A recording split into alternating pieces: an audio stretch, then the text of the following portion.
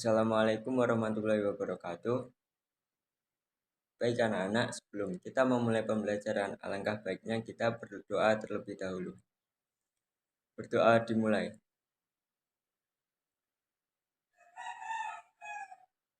Berdoa selesai. Baik anak-anak, apa kabar kalian hari ini? Semoga sehat selalu ya. Kemudian apakah ada yang tidak masuk hari ini? Silahkan dicek bangkunya. Adakah yang tidak masuk hari ini?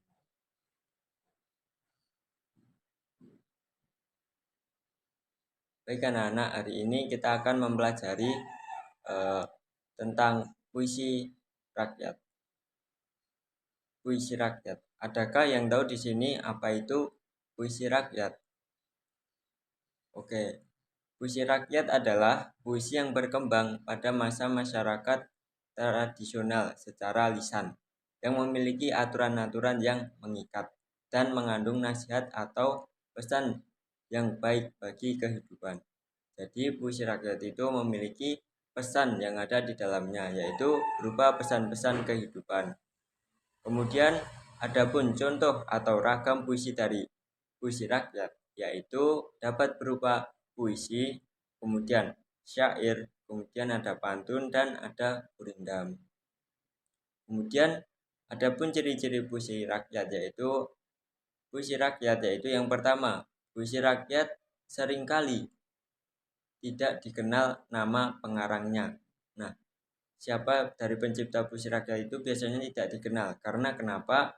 Yaitu bersangkutan dengan ciri yang kedua, yaitu karena puisi rakyat itu disampaikan lewat mulut ke mulut sehingga tergolong sebagai sastra lisan atau bisa juga disebut sastra lisan. Nah, kemudian ciri yang ketiga puisi rakyat itu adalah puisi yang terikat oleh aturan-aturan seperti jumlah baris setiap bait dan jumlah suku kata, kemudian rima dan irama. Kemudian kita masuk ke cerita fantasi. Mungkin di sini ada yang tahu apakah itu cerita fantasi? Oke, cerita fantasi adalah salah satu genre teks narasi yang memiliki kisah imaji dan khayalan yang melebihi realita.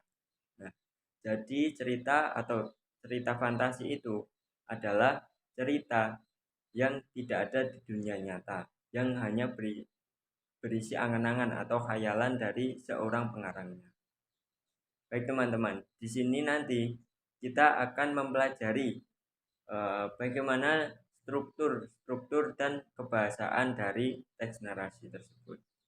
Sebelum kita masuk ke dalam struktur kebahasaan teks naratif atau cerita fantasi, saya akan memberikan apa sih itu pengertian dari teks narasi.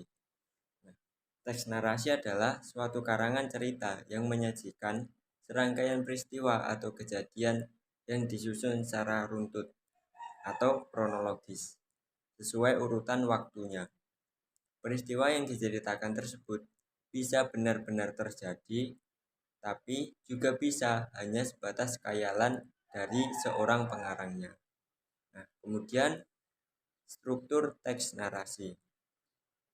Struktur teks narasi yaitu yang pertama ada orientasi. Orientasi yaitu bagian awal dari suatu cerita yang berisi pengenalan tokoh, yaitu latar, tempat, waktu, serta unsur lainnya. Kemudian struktur teks narasi yang kedua yaitu komplikasi, yaitu permasalahan antara satu tokoh dengan tokoh lainnya maupun konflik yang terjadi dalam suatu peristiwa. Kemudian struktur yang ketiga yaitu resolusi, yaitu tahap pemecahan masalah yang dilakukan oleh para tokoh yang telah diceritakan. Kemudian yang keempat yaitu reorientasi atau koda, yaitu bagian penutup teks yang berisi pesan moral atau pelajaran yang bisa dipetik dari cerita tersebut. Kemudian yaitu unsur-unsur teks narasi.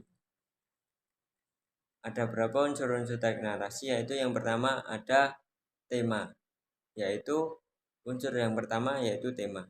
Tema merupakan gagasan pokok atau ide pikiran teks narasi. Nah, kemudian setelah tema yaitu ada latar. Latar merupakan unsur intrinsik yang berisi keterangan mengenai ruang, waktu, dan suasana dari peristiwa dalam teks narasi. Kemudian yaitu penokohan. Penokohan yaitu gambaran atau watak atau karakter yang diberikan penulis untuk tokoh-tokoh dalam teks yang telah diciptakan. Kemudian yaitu alur. Alur yaitu rangkaian peristiwa dalam suatu cerita yang berkaitan dengan sebab akibat dari peristiwa tersebut. Kemudian yaitu ada sudut pandang, yaitu posisi pengarang dalam menuangkan kisahnya. Demikian itu tadi merupakan penjelasan unsur dan struktur-struktur dari teks narasi.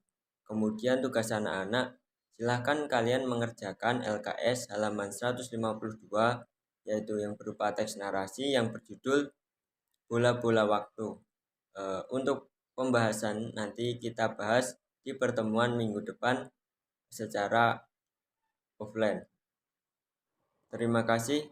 Demikian pembelajaran yang dapat saya sampaikan. Apabila terdapat kurang dan lebihnya, saya mohon maaf yang sebesar-besarnya. Terima kasih atas perhatiannya. Sekian. Wassalamualaikum warahmatullahi wabarakatuh.